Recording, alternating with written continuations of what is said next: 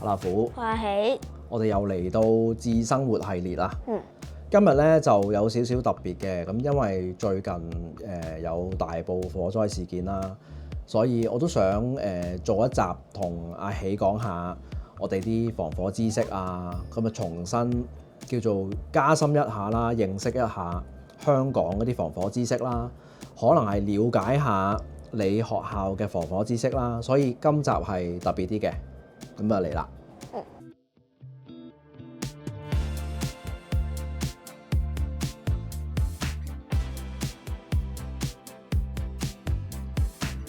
咁不如講下阿喜對於防火知識有幾多先啦，好唔好啊？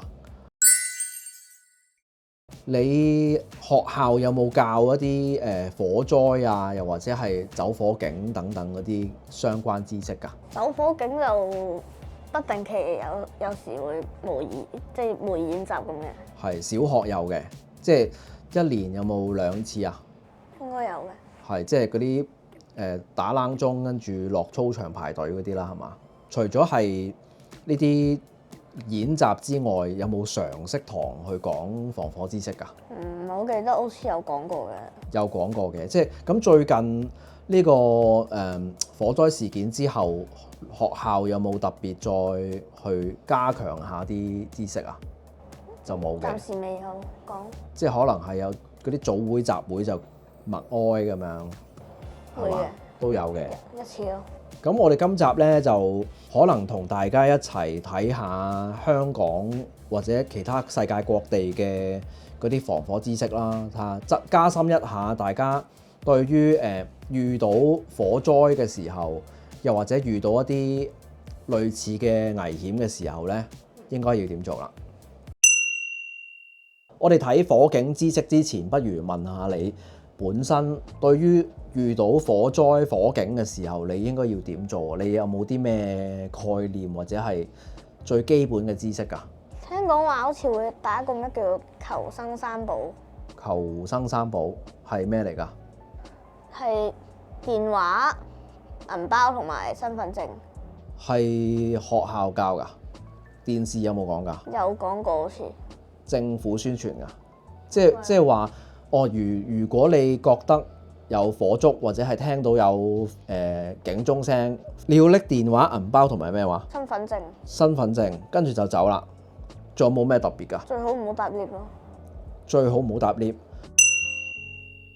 因為咧，我細個嘅時候咧，其實係有聽好多啦，或者學習好多嗰啲，例如係唔好搭 lift 啊，一定要行樓梯啊。跟住咧，如果係走唔到嘅時候咧，就要向上走啊，因為啲煙咧係會由下攻上嚟，所以咧最底嘅話咧就會好快燒到上嚟咁樣嘅，向上燒嘅啲火。所以佢要行到去天台嗰啲啊嘛之類啦，又或者係原來如果門口已經有火嘅話咧，就要翻入屋，跟住咧聽人講或者以前啲人講咧，就要去廁所揾個濕毛巾，跟住揞住個鼻咁樣嘅。但係好似聽講係唔啱喎。係最近又話唔啱喎。不定期啊！我哋拍緊嘅時候係咪要走火警啊？係啦，嗰個火警鐘咧已經熄咗啦。咁我哋繼續啦。講到我哋細個有一啲學到嘅火警知識咧，最近又話係唔啱嘅喎，即係話唔應該入廁所去整濕毛巾吸住個鼻，咁樣係唔啱嘅。佢哋啲人話咩？即係啲水會蒸發，跟住啲煙攻落個鼻咁啊嘛。類似啦，即係話如果太熱嘅話，啲水會變水蒸氣。跟住咧會整傷自己，跟住反而更加難唞氣嘅。辣傷自己咁啊！係啊，辣傷自己之類啦。咁所以我哋不如今集咧上一上香港嗰個消防局嘅網頁，睇一睇嗰啲火警知識。如果有時間咧，再對比埋其他國家嘅火警知識，好冇？咁啊睇一睇啦。我哋揾一揾香港消防處會唔會有一啲新嘅防火資訊？消防處裏面嘅公眾教育呢，係有一啲防火資訊小冊子嘅，我哋開嚟睇下。好多版本㗎喎。嗱，最基本我哋睇一睇火警逃生。咁佢講咩啊？就係首先當然就係要知道你嗰個走火通道啊、逃生路線啦。即係話，如果你屋企又好、學校又好、返緊工嗰啲大廈都好，你要知道啲防煙門啊、嗰條樓梯係通去邊啦。頭先我都有同你講啦，如果你喺屋企冇行過條樓梯去到最底嘅話，咁你點都要行一次啦。如果唔係呢，到時你就唔知道條路跑去邊噶啦。因為你可以搭去一樓咯。搭咩嘢啊？盡量火警嘅時候係唔好搭 lift 嘅，因為你唔知道咩火警啊嘛，所以咧盡量可以唔搭就唔搭。除咗你屋企之外，出邊燒晒，但係得翻部 lift 可以走嘅話咧，你屋企都燒埋，咁你搭唔搭啊？搭係啦要。咁你九死一生孤注一擲，你咪又要搭咯。確保防煙門啊嗰啲冇上鎖啦，呢啲咧就唔係我哋要做噶啦，係啦。總之嗰啲逃生路線會唔會有雜物啦？會唔會鎖咗啊？如果有嘅話，當然要同嗰啲咩管業處、管理處講翻啦。呢啲就基本嘅。咁仲有啲咩呢？嗱，簡單啦，保持鎮定，唔係咁容易做到㗎。然後就係可能係周圍叫啦，叫大家走啦，用樓梯走啦。走嘅時候要打爛嗰個走廊警鐘玻璃。通常呢，有嚿紅色嘅，有塊玻璃嘅，打爛佢就會響㗎啦個鐘。咁就不停響噶啦，應該會跟住先報警嘅。咁如果好似頭先咁樣聽到有火警鐘響嘅話，係要即刻行動噶。我哋啱啱都唔啱噶。即刻行動即係咩呢？其實應該要睇下咩事嘅。雖然我哋都有睇下咩事啦，但係我哋啱啱就懷疑緊係唔係試火警鐘嘅。我諗有好多情況大家都會咁做噶。喂，突然間又咪真係咁容易打？突然間火燭啊？唔會啩？會猶豫嘅，即係你一定要好確定你返緊工或者你住緊嗰個地方會唔會喺嗰一日有火警演習或者試火警鐘。如果你唔清楚嘅話呢，到時你聽到火警鐘你就唔肯定㗎啦嘛。通常佢會貼晒通告嘅，所以一定要留意。因為可以問下隔離屋或者隔離。係嘅，當然可以嘅。咁啊，離開單位之前一定要做乜嘢啊？評估離開單位逃生遇到嘅風險，定係決定留喺單位，即係要決定究竟走定唔走。要快迅速決定咯。係啦，即係話如果已經燒到門口嘅時候，究竟走唔走呢？走唔走到呢？你要決定嘅。如果決定留低嘅話，一定要封住個大門，唔好俾啲煙入啦。多數係咩濕毛巾啦，封住啲罅啦。要喺露台或者窗咧，俾人知道你喺個單位度啦。咁希望當然就唔會係咁啦，可以走得到啦。呢度啦，逃生三寶，佢都係講濕毛巾喎。咁當然濕毛巾嘅話咧，其實我覺得就係唔一定安全咯。即係我覺得就係如果你唔係咁容易整到條濕毛巾，咁就唔好搞咁多嘢啦。因為你電話你一拎就拎咗噶啦嘛，係咪？着鞋都要時間啦。咁如果你話我仲要去櫃桶攞塊大毛巾，跟住開水喉咁樣沖，可能搞你成分鐘2分鐘，唔好搞咯。咁可能已經入晒嚟啲煙。係啊，確保你個單位大門係已經閂好啊。閂實。係啦，你唔閂實嘅話，萬一燒到附近，咁你咪燒埋你間屋，係咪？用最近嘅逃生樓梯，就唔好搭升降機。如果係有濃煙嘅話，點解係趴喺地下嘅？地下冇煙嘅咩？因為煙係輕過普通空氣噶嘛，所以如果係大煙嘅話，就會飛上嚟。啲煙係會向上走嘅，所以要呼吸到嘅話咧，你會見到寫住咩啊？接近地面嘅空氣係會比較少煙，所以要趴低行嘅。同埋啲煙唔止係煙嘅喎，即係啲煙當然係透唔到氣啦，係咪？同埋啲煙係應該好熱㗎。所以嗰啲人吸入濃煙，除咗係唞唔到氣之外，係燒傷個肺，太熱啦啲煙，吸入去辣㗎，咁所以就要趴低啦。嗱，外遊時入住酒店發生喎，咁不如睇下呢個啊。呢度講咩呢？就係當你離開香港之前呢，應該要入住一啲消防設備正常嘅酒店嘅。咁不過你咁樣講啊，如果你揾間酒店係冇消防設備，你知唔知啊？應該好難，你唔會知道咯。所以你應該係去到間酒店嘅時候睇下佢究竟有冇消防設備。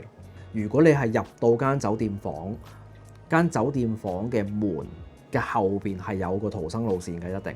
我唔知你有冇留意啦，應該要留意下㗎。你睇完嗰張圖之後，你應該起碼行翻出去嗰個走廊，睇下嗰個所謂嘅防煙門或者嗰個逃生嗰條樓梯喺邊度嘅。咁你要知道，如果真係萬一咩事，你要知道跑去邊度，因為你去旅行間酒店係一定唔熟悉㗎嘛。你可能本身都會迷路啦，即係你起碼知道，喂，原來你依家喺邊個位置，然後個 lift 喺邊，走火警個樓梯喺邊度。你唔知嘅話，到時話走火警，咁你會點啊？你就跟住啲人走㗎啦，然後啲人跑錯，咁就一鑊熟㗎啦。第四就係都係啦，如果真係有火警，保持鎮定啊，叫大家走啊，唔好拎行李。點解唔好拎行李啊？你拖埋個篋走好唔好？唔會㗎嘛。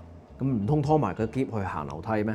你可以有啲細袋仔，有啲身份證啊，有啲少少物資啊，孭住一孭就走得嘅，可以拎嘅，冇人話乜都唔拎得嘅，係你決定嘅啫。如果你有個袋仔裡面有晒你啲重要物品嘅，咁梗係拎啦，唔會阻住你逃生嘅話，咁梗係拎啦，係咪？呢個係咩啊？呢個係台灣啊，係嘛？係。台灣嘅火警知識。嗱，佢係分咗火災之前啦嘅預防啦，跟住咧火災嘅時候啦，同埋火災之後嘅。咁我哋集中睇翻火災時啦，好唔好？